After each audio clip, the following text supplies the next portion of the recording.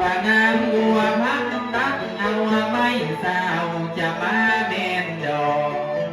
เป่าบานยามเมื่อมาล้อเปิ้นอย่าหนีออกบ้านอย่าเข้าว่าดงป่าไม้ใหญ่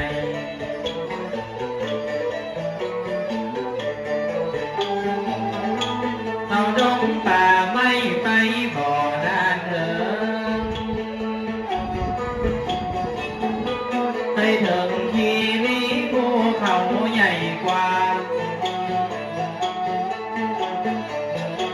พอลิงบอกการแมวบางนางนี้ไปได้ยินเสียงผีห้องดังข้าคอยว่าผีโพงดงเสียงโผงบ่อน้อย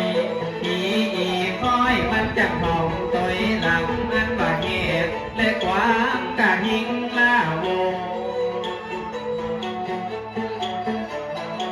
ว่าเสียงจ้างโผงห้องดังอมโอมาอันไม่อยู่ทิมตางย้ำเมื่อพะล้อปัญญาหนีออกบ้านเข้าดงป่าไม้ใหญ่